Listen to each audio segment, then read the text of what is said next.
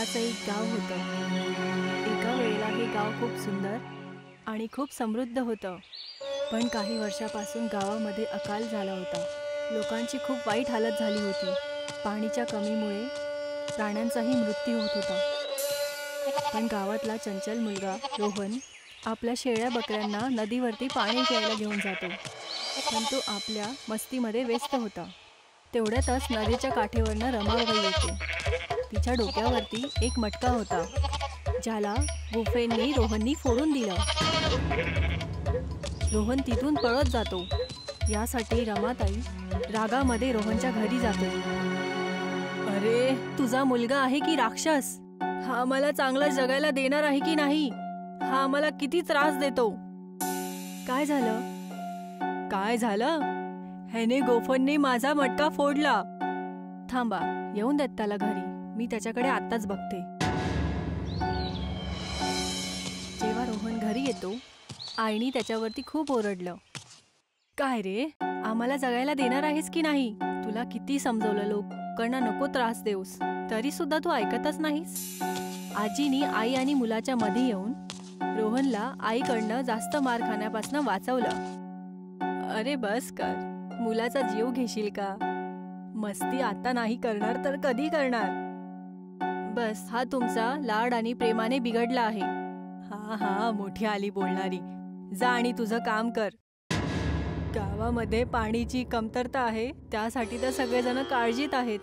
तू असं करशील तर लोक अजून त्रासमध्ये येतील, हा की नाही? अगं आजी, अरे आजी, गावामध्ये पाण्याची एवढी कमी का आहे? लोकांनी पाण्याचा वापर बरोबर नाही केला. गावातला कचरा गावातल्या नदीमध्ये टाकला. झाडं कापले तर पाऊस नाही आला. यामुळे ही हालत झाली आहे. एक अशी वेळ होती जेव्हा आपल्या गावामध्ये मोठी चांदीची नदी वाहत होती. चांदीची नदी? हा, चांदीची नदी. हा, चांदीची नदी. भरतपूर गावची नदी एवढी साफसुथरं होती, जसं की त्याचं वाहतं पाणी चांदीसारखं दिसायचं.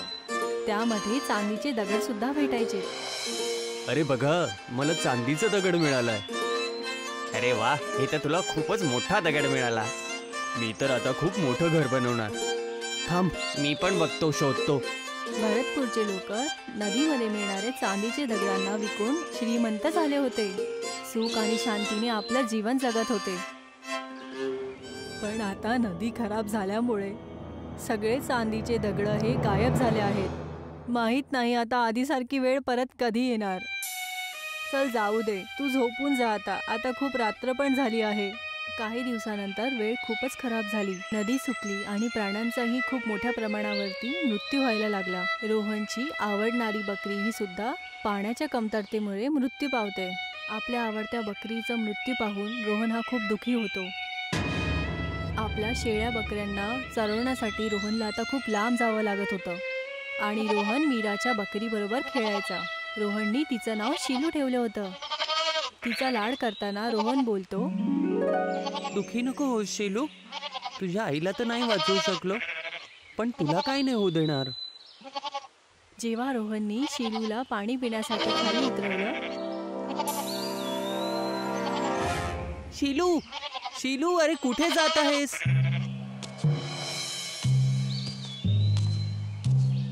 शिलूचा पाठला करता करता रोहन झाडांच्या मागे जातो. झाडांमध्ये जाताच रोहनला एक म्हातारा व्यक्ती दिसतो. अरे, हे म्हातारे आजोबा. शिलू, शिलू. रोहन शिलूला इकडे तिकडे बघायला लागला.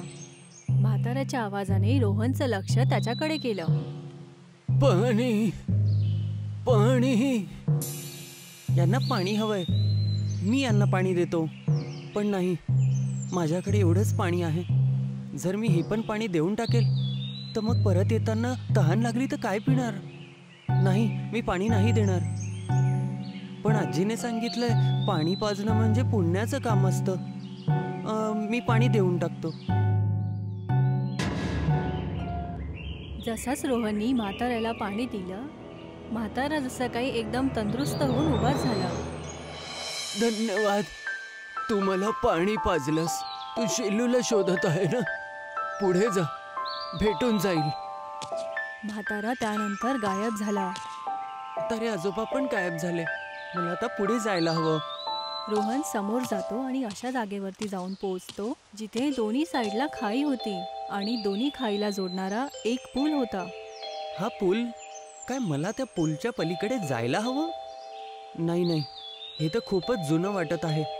काही पाऊल चालल्यानंतर हे तुटू शकतं, पण होऊ शकतं माझा शिलू तिकडे असेल. मला जावं लागेल. हो, मला जावंच लागेल. रोहन समोर जातो आणि खूप हिंमतनी तो पूल पार करतो. पूल पार करताच त्याला एक नदी दिसते जी खूप साफ होती आणि त्याच्या आतमधले दगडही खूप चमकत होते.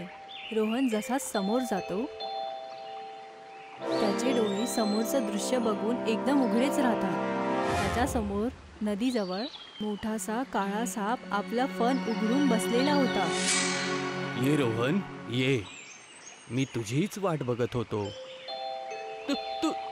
तुम्ही कोण आहात? मी एक नाग आहे, या नदीचा रखवाला आहे. हे सगळं काय आहे? मला हे सगळं मायावी वाटत आहे. ही सगळी जागा मायावी आहे. तुझ्या गावामध्ये पाण्याची कमी आहे. पाण्याच्या त्या कमीला पूर्ण करण्यासाठी देवाने तुला निवडलं आहे. पण मला माझं शिलू हवाय. शिलू नक्की मिळेल, पण माझ्या आधी 3 कोड्यांना सोडव, मग तुला शिलू नक्की भेटेल. पहिलं कोडं चालत राहते दिवस रात्र, ते जीवनाचं वचन. दगड तोडून रस्ता बनवतात, सगळ्या संकटांना मागे सोडते, सागराला भेटायला पळत जाईल. बोला, याला काय नावाने बोलवशील?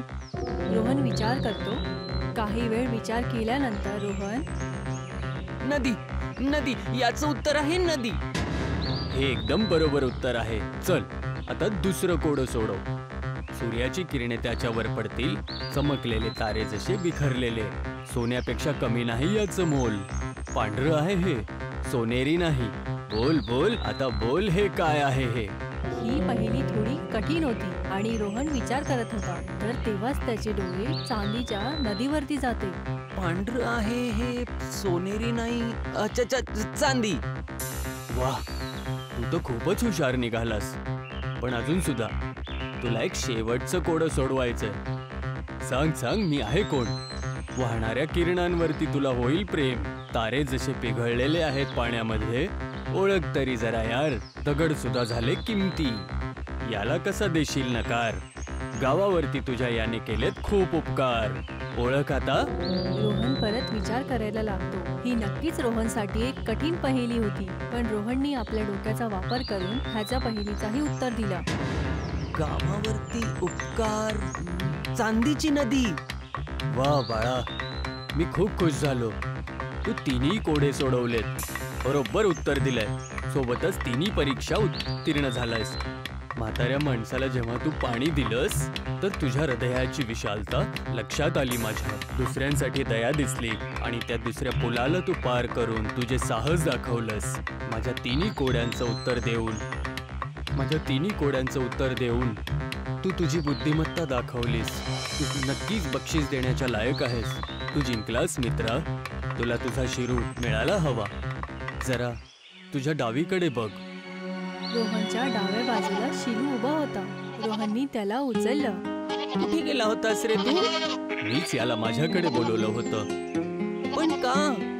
कारण की तुला या चांदीच्या पाणी जायचं होतं. याला घेऊन जा. तुझ्या गावाला याची गरज आहे. याला पाण्याच्या बाटलीमध्ये भर. याला घेऊन जा आणि तुझ्या नदीमध्ये टाक. तुझ्या गावाचा दुष्काळ निघून जाईल. पण एका गोष्टीचं लक्ष दे, आपल्या गावाच्या नदीची कदर कर. गावातले झाडं नका कापू. गावाला हिरवं करून टाक.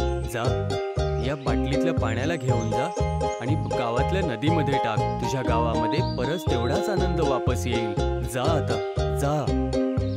रोहननी आपल्या बॉटलमध्ये चांदीच्या नदीचं पाणी भरलं आणि त्या नागाला नमस्कार केला. तुला मागे जे झाडं दिसत आहेत त्याच्या पार चालला जा. रोहन त्या झाडांमध्ये जातो. तर तो परत त्याच जंगलात येतो जिथे तो शिळूच्या मागे धावत गेला होता. रोहन आपल्या गावाच्या नदीजवळ पोहोचतो. नागदेवता बोलले होते या बाटलीतलं पाणी नदीमध्ये टाकायचं. रोहनने बोटलचं पाणी नदीमध्ये टाकलं तर अचानक नदीच्या जमिनीमधून पाणी बाहेर यायला लागलं. नदी आता पूर्ण साफ पाण्याने भरून वाहत होती. रोहन हे सगळं बघून खूप खुश होतो. वा, एवढं सगळं पाणी! हा कसला जादू आहे! मजा आली. मला जाऊन गावातल्या लोकांना सांगावं लागेल. रोहननी या चमत्कार बद्दल गावातल्या सगळ्या लोकांना सांगितलं. तर गावातली सगळी लोक नदीजवळ येतात. चांदीची वाहती नदी बघून सगळेजण खुश होतात. वा रे रोहन, तू तर कमालच केलीस. दीदी, कमाल नाही, रोहनने गावाला कमाल धमाल आणि एकदम मालामाल करून टाकलं. रामदास, तुम्ही बरोबर बोलत आहात. गावातलं गेलेलं सगळं सुख आणि शांती आणि आनंद रोहनमुळे वापस आलेलं आहे. हेमा, आपण रोहनला काय काय नाही बोललो, पण हाच आपल्या गावातला एक सच्चा आणि इमानदार व्यक्ती. आम्ही रोहनला जे काही वाईट बोललो असेल त्याच्यासाठी आम्हाला क्षमा कर. अरे रमा, असं काय बोलतेस? ह्याने जे चुका केल्या आहेत ह्याच्यासाठी ह्याला बोलणं तर गरजेचं होतं. पण आता जे नागदेवतांनी आपल्याला सांगितलं आहे त्याचं आपल्याला पालन तर करावंच लागेल. हां, आता आपण या नदीची काळजी घेऊया. याच्यामध्ये कधीच कचरा नाही टाकणार आणि गावामध्ये खूप झाडं आणि वेली लावूया आणि जे आधीपासून झाडं आणि वेली आहेत त्यांची देखभाल करूया. रोहनने खूप मस्ती केली आहे, खूप चुका सुद्धा केल्यात, पण त्याच्याचमुळे आज आपल्याला आपल्या चुकांचा पश्चाताप झालाय. रोहन खरंच सोनं आहे. हा, माझा नातू खरा सोना आहे. ह्या माझ्या खऱ्या सोन्यानेच तर चांदीची नदी परत आणली आहे. गावातली सगळी लोक खूप खुश होती. रोहनची आजी रोहनला खूप प्रेम करत होती. शेवटी आज रोहनमुळेच गावामध्ये सुख आलं होतं.